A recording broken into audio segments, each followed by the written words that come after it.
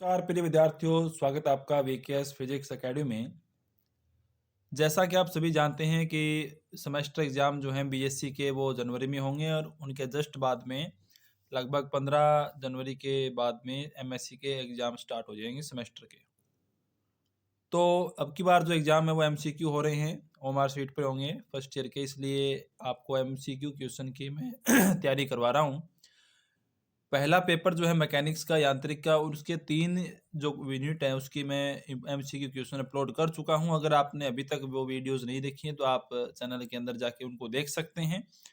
और अगर आप उतने क्वेश्चन तैयार कर लेंगे तो आपका जो पेपर है वो आराम से कवर हो जाएगा, इसमें कोई दो राय नहीं है।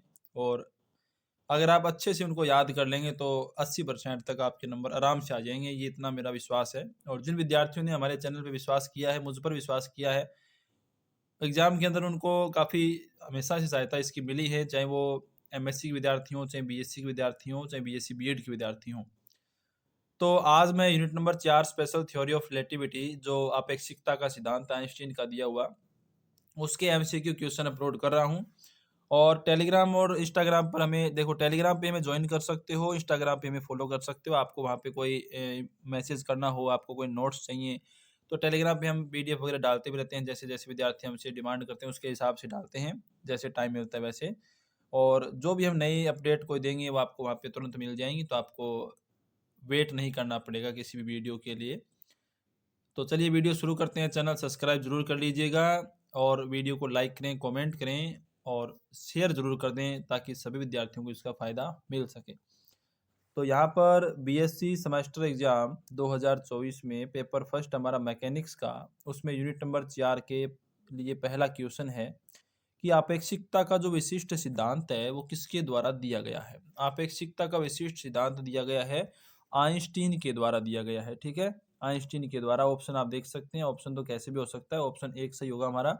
आइंस्टीन के द्वारा दिया गया अपेक्षिकता का विशिष्ट सिद्धांत। क्वेश्चन नंबर 2 है, यहाँ पे थोड़ी सी मिसप्रिंटिंग है क्वेश्चन में, मैं आपको बोल के बता दूंगा। क्वेश्चन नंबर 2 है कि माइकलसन मोरले जो प्रयोग है हमारा, यहाँ पे प्रिंटिंग में मिस्टेक होगी, टाइपिंग में। माइकलसन माइकलसन मोरले जो प्रयोग है उसमें विस्थापित व्यतिकरण फ्रिंज की संख्या का सही संबंध क्या है, उसका रिलेशन क्या होता है, फॉर्मूला क्या है। एन बराबर जो आता है विस्थापित फ्रिंजों की संख्या एन, उसका सही फॉर्मूला है 2d V square upon lambda C square. ये संबंध आपको याद रखने, संबंध एग्जाम में एमसीक्यू में ऐसे ही पूछे जाएंगे, एमसीक्यू क्वेश्चन ऐसे ही बनते हैं। और मैंने बड़ी मेहनत से पूरे चैप्टर को स्टडी करके वहाँ से क्वेश्चन निकाले हैं, तो निश्चित तौर पे आपको एग्जाम में देखने को मिलेंगे।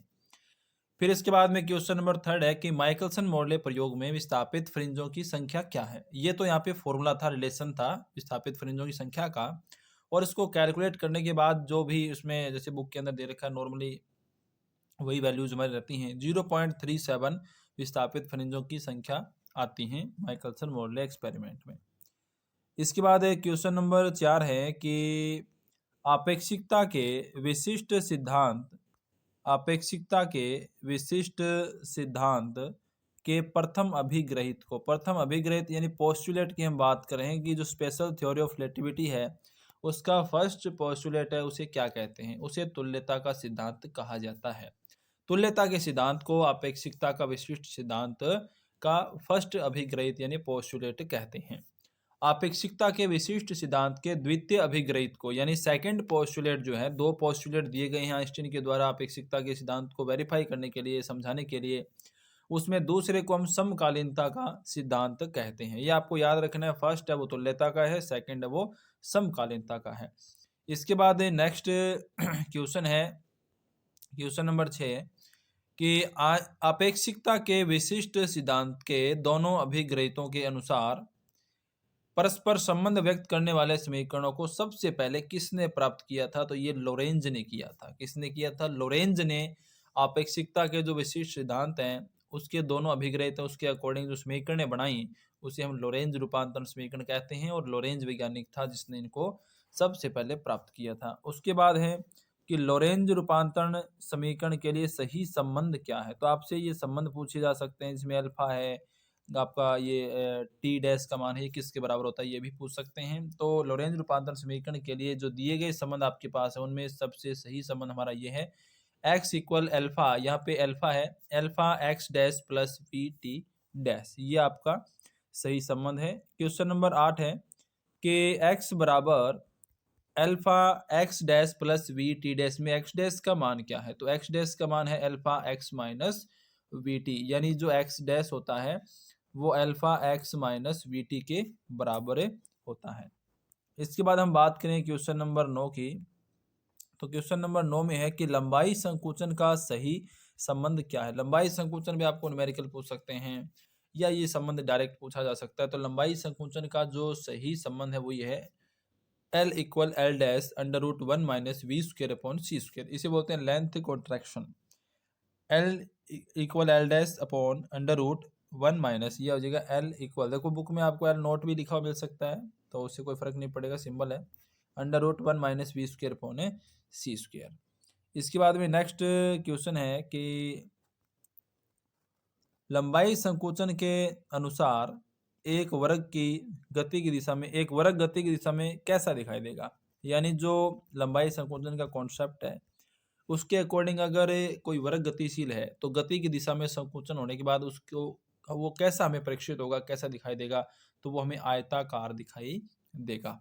और अगर उसकी जगह एक वर्त हो लंबाई संकोचन के अनुसार, यदि एक वर्त है तो वर्त की जो गति है, गति की दिशा में वर्त कैसा दिखाई देगा, तो वो हमें दीर्घवर्त दिखाई देगा। देखो ये वर्ग है इस पर, सॉरी ये वर्त है इस प्रकार से, तो लंबाई संकोचन के अकॉर्डिंग क्या होगा, इस प्रकार से आपको एक, सॉरी इस प्रकार से आपको एक दीर्घवर्त दिखाई देगा। ठीक है, और जो आपका वर्ग था अभी हमने बनाया, वर्ग वाला जो क्वेश्चन था ये रहा कि लंबाई संकोचन के अनुसार एक वर्ग की गति की दिशा में कैसा दिखाई देगा, तो गति की दिशा में ये आपका इस तरीके से हो जाएगा, आयत ऐसे बन जाएगा। ठीक है, फिर हम बात करेंगे काल वर्दी का सही संबंध क्या है। काल वर्दी जिसे हम कहते हैं टाइम डिलेशन, इसका सही संबंध क्या है, तो काल वर्दी का सही संबंध होता है टो बराबर टो डैश या tau naught upon under root one minus V square upon C square, यानी ये होता है टो इक्वल टो डैश या tau naught by under root one minus V square bye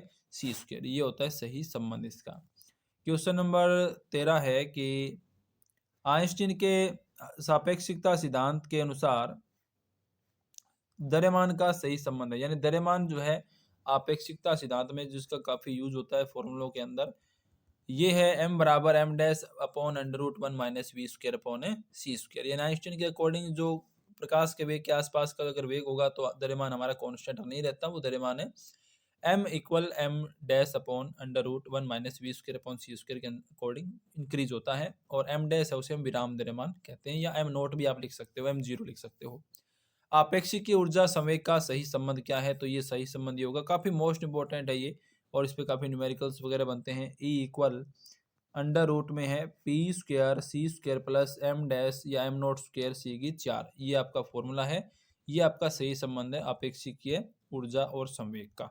इसके बाद नेक्स्ट क्वेश्चन है कि एक कण की गतिज ऊर्जा उसकी विराम ऊर्जा के बराबर है। ये मैं आपको डायरेक्ट क्वेश्चन दे रहा हूँ, काफी इंपॉर्टेंट है, कंपटीशन में भी आते हैं इस टाइप के क्वेश्चन। एक कण की गतिज ऊर्जा उसकी विराम ऊर्जा के बराबर, इनको आप डायरेक्ट याद रखें तो ठीक रहेगा, बाकी आपके बुक वगैरह में आपको इसके डेरिवेशन और सॉल्यूशन मिल जाएंगे। एक कण की गतिज ऊर्जा उसकी विराम ऊर्जा के बराबर है, तो कण का वेग क्या होगा, तो कण का वेग है वो प्रकाश के वेग का रूट थ्री बाय टू होता है, प्रकाश के वेग का रूट थ्री बाय टू होता है अगर कण की गतिज ऊर्जा विराम ऊर्जा के बराबर हो तब। 16वां क्वेश्चन है कि प्रकाश के वेग से गतिशील कण का विराम द्रव्यमान, यहाँ पे है कण, कण का विराम द्रव्यमान कितना होता है, तो प्रकाश के वेग से गतिशील अगर कण है तो उसका विराम द्रव्यमान है वो शून्य होता है। जैसे हम इसका विराम द्रव्यमान अगर हम याद करना चाहें, ये कहता है देखो प्रकाश के वेग से गतिशील कण का विराम द्रव्यमान होगा, तो वहां पे जैसे हम बात करें अपना जो भी फॉर्मूला बताया था m बराबर m नॉट बटा में under root one minus V square by C square, इससे आप इसको निकाल सकते हैं, या यहाँ पे विराम द्रव्यमान की बात कर रहा है तो विराम द्रव्यमान के लिए यहाँ पर आपका जो क्वेश्चन है वो बन जाएगा। प्रश्न नंबर 17 है कि द्रव्य कणों के लिए सही संबंध क्या है। तो द्रव्य कणों के लिए ये आपका सही संबंध है। द्रव्य कण जैसे कि हमारे ये अपना प्रोटॉन है, इलेक्ट्रॉन है, इनकी हम बात करें द्रव्य कणों के लिए, ये हमारा सही संबंध है।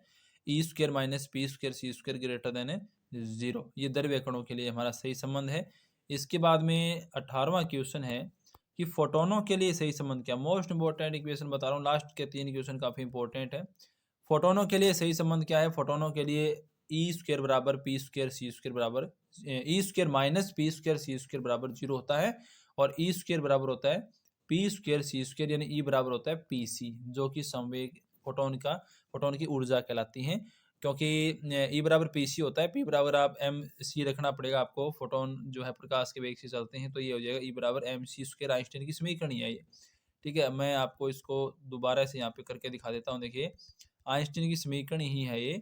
अगर मैं यहाँ पे इसको यहाँ करना चाहूँ तो देखिए यहाँ पे कि ई स्क्वेयर बराबर हो जाएगा, या सीधा कर दूँ, ई बराबर हो जाएगा पी सी, क्योंकि ई स्क्वेयर बराबर पी स्क्वेयर सी स्क्वेयर होगा, और अंडर रूट से स्क्वेयर हट जाएंगे। और जो पी है वो होता है संवेग। यहाँ फोटोन की बात हो रही है, तो फोटोन का संवेग होता है द्रव्यमान गुणा में प्रकाश का वेग, तो ये हो जाएगा एम सी स्क्वेयर। तो ये आइंस्टीन का ऊर्जा वाला संबंध है।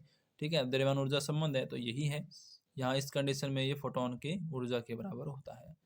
फिर ये नेक्स्ट क्वेश्चन है टैक्योन। टैक्योन बोलते हैं, देखो अगर अगर ये संबंध होता है ई square minus P square C square less than 0, अगर ये संबंध 0 से कम होता है तो यहाँ पर टैक्योन उन कणों को बोला जाएगा। यानी अगर किन्हीं कणों के लिए जो वेग है वो प्रकाश के वेग से ज़्यादा हो तो उन्हें हम टैक्योन कहते हैं। अगर किन्हीं कणों के लिए जो वेग है वो प्रकाश के वेग के बराबर होता है तो उन्हें हम फोटोन कहते हैं। और अगर किन्हीं कणों के लिए प्रकाश का वेग है प्रकाश के वेग से कम होता है, अगर किन्हीं कणों के लिए जो वेग है द्रव्य कणों का, तो उन्हें हम द्रव्य कण की परिभाषा देते हैं। इस प्रकार से कणों का वर्गीकरण होता है। और ये चतुर्विम आपका जो पॉइंट है 4 डायमेंशनल वेक्टर, उसके अंदर ही आते हैं। तो ये हमारे कुछ इंपॉर्टेंट क्वेश्चन थे जो इस 4th यूनिट से आते हैं। तो काफ़ी इंपॉर्टेंट क्वेश्चन है, एग्जाम में आपको इनसे क्वेश्चन ज़रूर मिलेंगे। इसके बाद हमें जो अपने प्रत्यास्थता वाला यूनिट है, 5 नंबर यूनिट है पहले पेपर में, उसके वीडियो अपलोड करेंगे, फिर आपका ये पूरा पेपर कवर हो जाएगा। और आप ज़्यादा से ज़्यादा विद्यार्थियों तक इसे शेयर करें ताकि हमें मोटिवेशन मिले और हम और भी वीडियो अच्छे से वीडियो टाइम निकाल के तैयार करके आपके सामने प्रस्तुत करें, जिससे कि आपको भी फ़ायदा हो और हमें भी मोटिवेशन मिले, हम भी शिक्षा का प्रचार प्रसार कर सकें, हमारा भी नॉलेज बढ़ता रहे। तो आप सभी का सहयोग रहे, सपोर्ट रहे। चैनल सब्सक्राइब करें, वीडियो को शेयर करें, लाइक करें, कमेंट करें। मिलते हैं नेक्स्ट वीडियो में। धन्यवाद।